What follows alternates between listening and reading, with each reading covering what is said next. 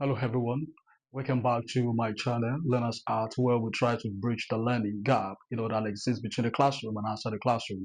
Of course, being a virtual space, it's very important you come to watch some very nice videos that can help you step up your understanding of some linguistic basics and even advanced linguistic discussions. All right, so in case you've not seen my last two previous videos on ellipses, where we did discuss syntactic ellipses and also dialogic ellipses, I'm going to recommend those videos for you. All right, because we've been getting a lot of testimonials how these videos have really helped them or shaped the learner's mind. All right, so today we're looking at in stylistic ellipses. Remember, in that one of those videos we did mention that there are three categories or three classifications of ellipses. You talk about the dialogic ellipses, you talk about the syntactic ellipses, and the last one is a stylistic ellipses. Now, why is it important to understand these three broad classification of ellipses? For a lot of learners out there, they understand that you've got to see the symbolic representation, you've got to see those straight dots to talk about ellipses, but that's not true. You can actually have ellipses being used syntactically, where there's going to be an omission of some grammatical element, maybe verbs are missing, nouns are missing, and you do not really need to denote these symbolically. You do not need to apply those straight dots.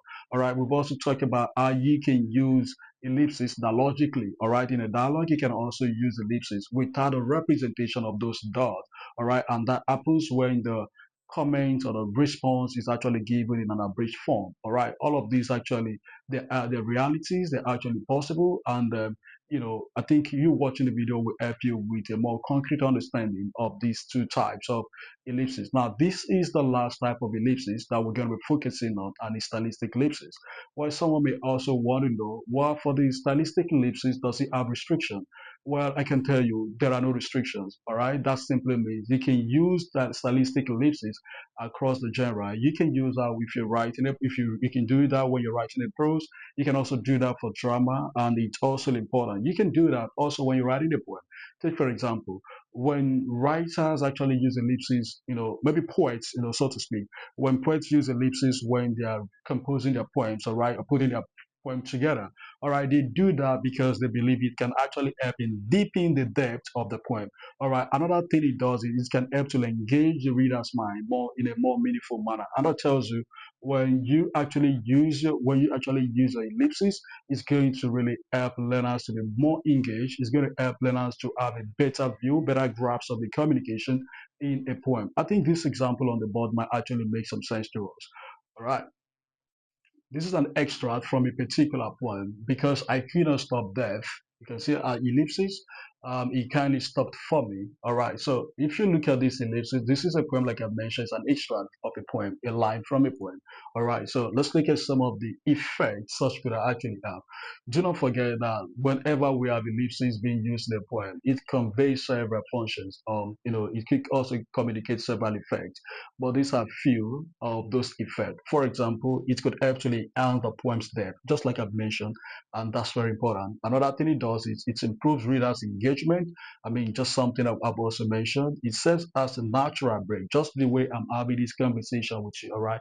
It's a natural thing to want to break at one point or the other, and that is one thing ellipsis actually does, all right? Whether you're reading a poem or it's actually drama, ellipsis will do all of these things for you. It conveys deep contemplation. That is, it actually deepens your ability to think through the poem you're reading. All right. So we also have some of the effects ellipses could also create. In case it's drama, in case it's a play. All right. So when you notice a playwright, make use of ellipses in the course of the characters discussing, it can convey several effects. For example, it helps us to realize that perhaps one of the characters is feeling nervous, or it helps us to realize that maybe the character is being interrupted, or the character is actually gasping for words, trying to do, or they're at a loss for words. All right, all of these things actually happen. They are part of the effect to be created when we use stylistic effect. Let's get to see some of them, as we have them on the board.